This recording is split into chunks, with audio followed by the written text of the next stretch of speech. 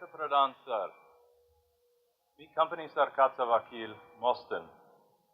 आपल्याला पाहून खूप आनंद झाला. आपलं आगमनही आमच्या दृष्टीने मोठी खुशीची घटना आहे मॉस्टिन साहेब. थँक्यू. आभारी मानतो. पंतप्रधान, आपली तब्येत बरं नाही. आता कशा आहे?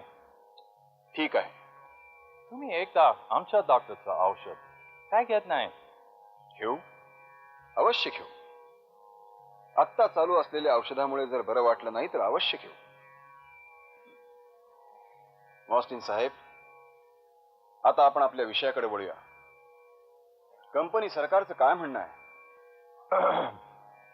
कंपनी सरकारचा इच्छा कळवण्यासाठी आम्ही आलो सर. आपलं आणि कंपनी सरकारचा चालू राहावे असे कंपनी सरकारचा इच्छा आहे. धन्यवाद.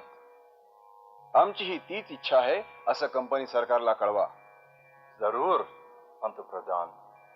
आम्हाला आपल्याकडून काही सवलती पाहिजे आहे. बोला. मालवण आणि रायरीहून आमचं गलबत जायला परवानगी पाहिजे. कारण फायद्याचा प्रभाव करण्यासाठी दारुगोळा न्यायला या मार्ग सोयीचा आहे. हैदरशी युद्ध आणि तुमचं? Yes sir. ते आता चालतं नाही सर. तुम्ही आमच्या बरोबर तहा करेल तर आम्ही तुमच्यासाठी शत्रू संघ लढू. असं? आम्हाला मैत्री करायला आवडतो. आम्हाला मैत्री कायम राखण्यासाठी तुम्ही आम्हाला बसाई आणि साष्टी द्या. आम्हाला खूप गरज आहे. आम्ही तुम्हाला सौंद आणि बिन्नूर जिंकून देतो. साहेब, आमचे शत्रू कोण? निजाम, उत्तरेतला बादशहा का दक्षिणेतला हैदर? अहो, त्यांच्यापैकी कोणीही विजयी झाला तरी ते आमचेच आहे, स्वकीय आहे. त्यांचा पराभव करण्यासाठी तुमच्यासारख्या परकीयांची मदत घेणं म्हणजे तो घरभेदीपणा होईल. आणि घरभेदीपणाची आम्हाला मनस्वी चीड आहे.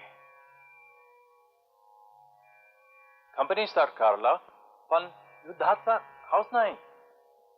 असं? आपण व्यापार करायला आला होता, मग तराजू टाकून तलवार का हाती घेतली? Means balance scale.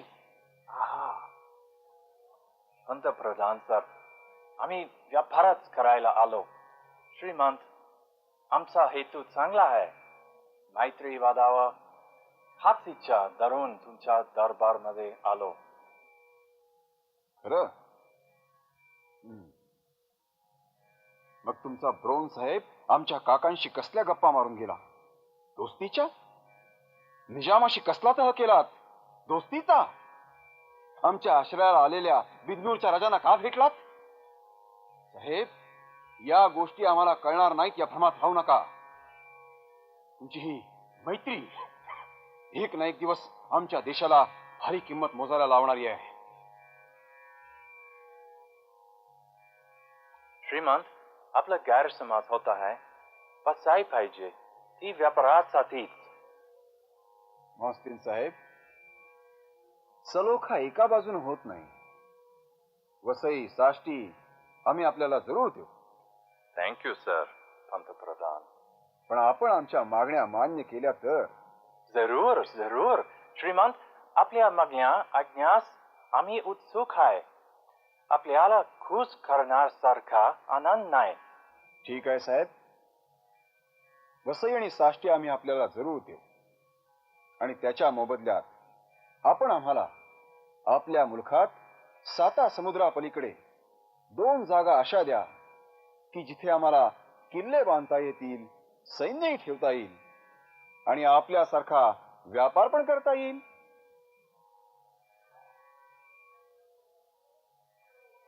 आपली इच्छा आम्ही जरूर कंपनी सरकारच्या कानावर घालू.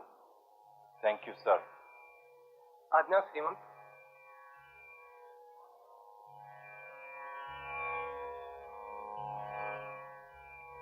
नाना, आज्ञा श्रीमंत. पर्वती देवस्थानाचं काम कुठवर आलंय? संपत आलाय श्रीमंत. ठीक आहे. आम्ही जातीनं पाहणी करणार आहोत. जशी आज्ञा.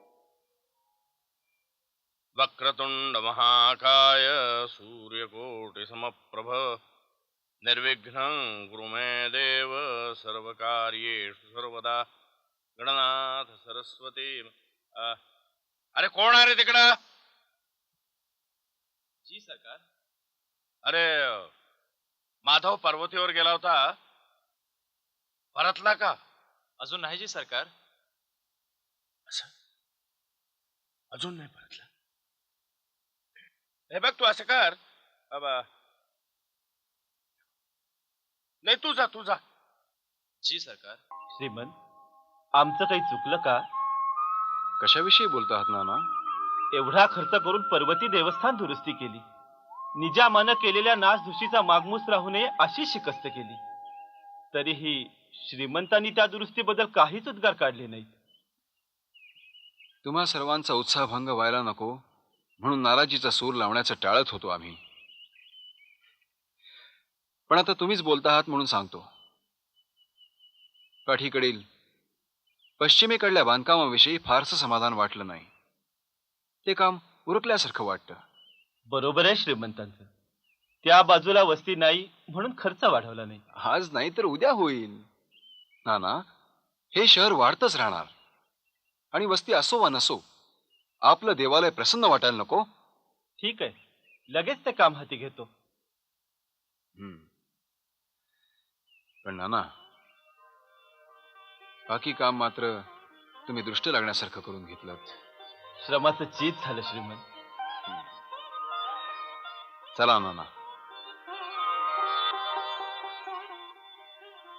पाहिलं नाना, आमचा झुंजार कसा दिमाखात उभा आहे. कोसो गणती दौड करून या आणि परत रिकिबीत पाऊल टाका. झुंजार जणू आत्ता खोगीर चढवल्यासारखा फुरफुरायला लागतो. उमदा जनावर आहे. बरोबर आहे. बरोबर आहे. एखाद्या वाईट माणसाला आपण जनावर म्हणतो, पण चांगल्या जनावराला माणूस म्हणत नाही. झुंजार मित्रा, तब्येत कशी आहे तुझी?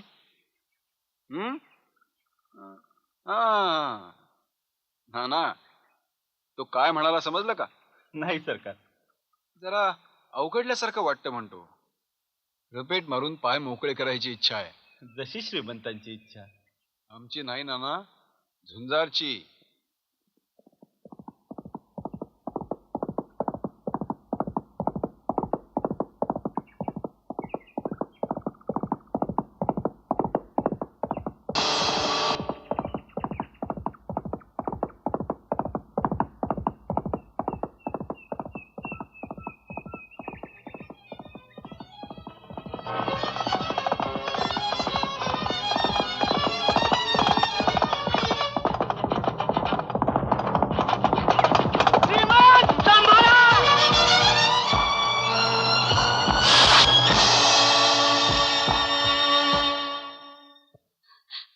वार झाला. बरोबर आणखी कोण कोण होतं? एवढा वार होईपर्यंत झोपले होते का? हो हो हो हो हो. एका वेळी एक प्रश्न विचारा, सगळी उत्तर देतो. बसा.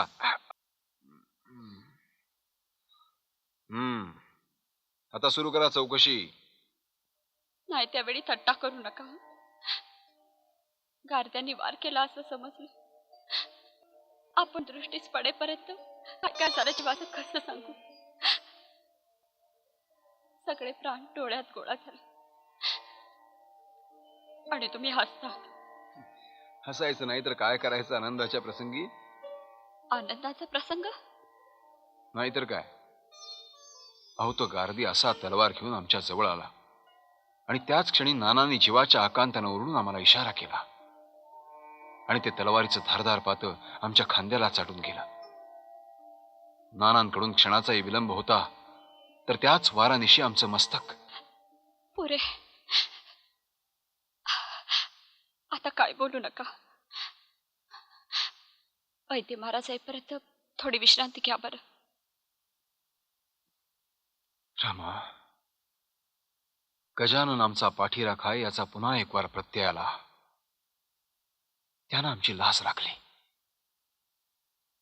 त्यानं आमची लाज राखली, नानांकडून आम्हाला हल्ल्यातून वाचवून, आणि कृत्य करणाऱ्याचं नाव त्या गारद्याच्या तोंडून बाहेर पडायच्या आत त्याच्या मुसक्या बांधून. म्हणजे कळेल तुम्हाला नंतर. पण तुर्तास तरी या प्रकरणी सर्वांनी गप्प राहणं भाग आहे. घटनेचा गाजावाजा होऊ नये म्हणून आम्ही मेणा सुद्धा मागवला नाही. तसेच घोड्यावर स्वार होऊन इकडे आलो. मोरोबा, खासगीवाले, धुळूप सर्व मंडळींना बाहेरच्या बाहेर घरी जायला सांगितलं.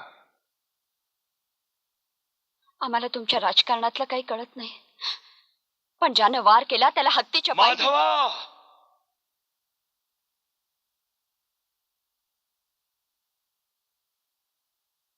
माधवा, माधवा, कसा आहेस बाबा तू? ठीक आहे काका. अरे असू दे, असू दे, असू दे सुनबाई. अरे सांभाळून नाही करे राहायचं. दिवस कसे वाईट आलेत आपल्याला माहित नाही. कुणाचा म्हणून भरोसा कसा तो राहिलेला नाही. असं म्हणून कसं चालेल काका? एकदा माणूस आपला म्हटला की त्याचा भरोसा ठेवावाच लागणार. आ? आ? हो म्हणजे ते खरंच आहे म्हणा. पण काका, तुमच्यापर्यंत कशी येऊन पोचली बातमी? हा? हे आता बाहेर कोणीतरी बोलत होत. हो. पाहिलत, ही बातमी गुप्त राहावी म्हणून आमची केवढी धडपड चालली होती, तरी काकांपर्यंत बातमी जाऊन पोचली. तो गारदी होता ना? हो. तुझी जखम फारशी खोल नाहीये ना? नाही काका, अगदी वरवरची निसटती आहे. हा, परमेश्वराची कृपा. पण तो गारदी लगेच सापडला. जिवंत आहे. जिवंत आहे? अरे कशाला जिवंत ठेवलास त्याला? त्याच क्षणी त्याचं डोकं मारायला पाहिजे होत. ही असली माणसं जिवंत ठेवायची म्हणजे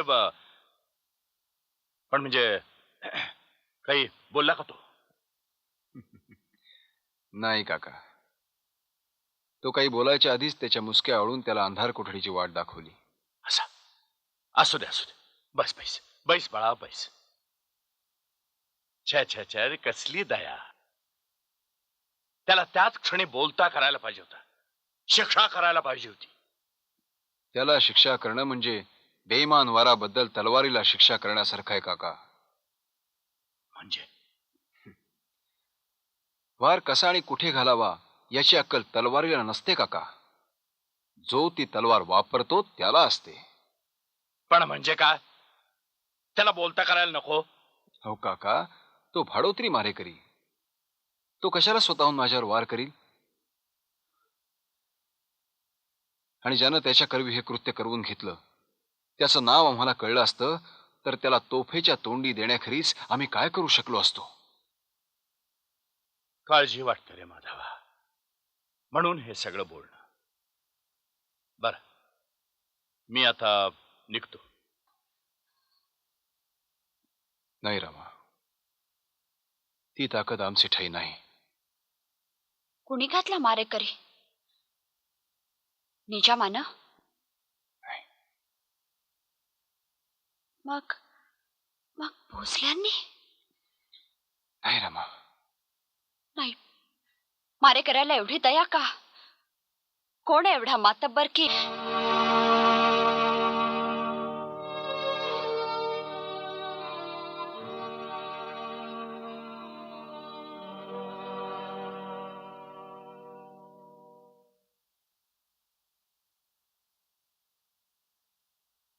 कोण रे तो? मी जोरावर सिंग गारदी होतो.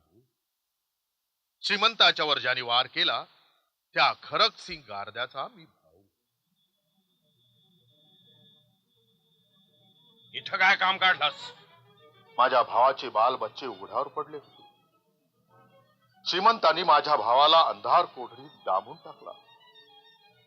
त्याचा संसार मोडला होतो. मग मी काय करणार? त्याच्या पोरा बाळांना पोसायची जिम्मेवारी माझ्यावर आली होती. नाग, काय मागणी आहे तुझी? ठरल्याप्रमाणे उरलेली बिदागी मिळायला हवी. इतकी काय वेळ बीड लागलाय काय? तसा वायदाच होता हुजूर. अरे काम फत्ते झालं असतं तर गोष्ट वेगळी होती. आम्ही वाटेल तेवढे पैसे देऊ शकलो असतो. आता कुठून देणार? बरोबर आहे सरकार. काम फत्ते झालं असतं तर तुम्ही राजे झाला असतात. अख्खी दौलत तुमच्या हातात आली असती. गप्प बैस. तलवार नीट चालवता आले नाही. आता जिभेचा पट्टा चालवू नकोस. तुमच्या राजेपणाची हौस झाली असती हुजूर, पण आमच्या पोटापाण्याचा सवाल आहे. आमची रोजची रोजीरोटी आमचा जीव पणाला लावूनच आम्हाला भेटते. अरे संपूर्ण कामाची बिदागी ठरलेली होती. कामगिरी पार पाडली नाही, आता बिदागीचा प्रश्नच निर्माण होत नाही. उगाच कोल्हेकवई करण्यात काय मतलब आहे? सरकार, आता आमची मागणी आपल्याला कोल्हेकुई वाटायला लागली. माझा भाऊ कामात कुठे कमी पडला नव्हता. सरकाराच्या त्या बामणाची वफादारी आडवी आली, त्याला तो काय करणार? त्यानं घाव तर बरोबर घातला होता. गप्प बैस. एकदा सांगितलं ना, गप्प बैस. हुजूर, आमची बिदागी आम्हाला देऊन द्या, आम्ही गप्प बसतो. हे बघ, कामगिरी संपूर्ण पार पडलेली ना, दिलं तेच पुष्कळ झालं. हुजूर, आम्ही पैशावारी काम करणारे गारदी. आमचे वायदे तोडणं म्हणजे काय होतं? हातात तलवार मिळाली म्हणजे तोंडाचा पट्टा कुठेही चालवता येतो असं वाटलं काय तुला? आता आपल्याला तलवारीची गरज पडणार नाही हुजूर. 2-4 ठिकाणी नुसती जीवत चालवली, खतम. ज्याच्यावर तुम्ही पातं लावलं त्या राजावर अख्खी दौलत जीव लावून बसली आहे हुजूर. रयतीचा दुवा आपल्या पाठीशी घेऊन बसलाय तो देव माणूस. आम्ही नुसतं तोंड उघडलं तर रयत आपल्या हाडाचा ठाव सुद्धा लागू देणार नाही. ठीक आहे रे बाबा, ठीक आहे, ठीक आहे. हे बघ, तुझ्या भावाच्या बायका पोरांना आम्ही काय उघड्यावर का टाकणार आहोत? हं? अजून खूप कामं करून घ्यायची आहेत आम्हाला तुमच्याकडून. हा, असं कर, उद्या किंवा परवा ये आणि तुझ्या भावाची उरलेली बिदागी घेऊन जा. हं? जातो. हुजूर, आत्ता जातो, पण परवाच्या दिवशी याच वेळेला इथंच येईल. माझ्या भावाची उरलेली बिदागी तयार ठेवा. एक ध्यानात ठेवा, गारद्याची तरवार माणसांची ओळख ठेवत नाही.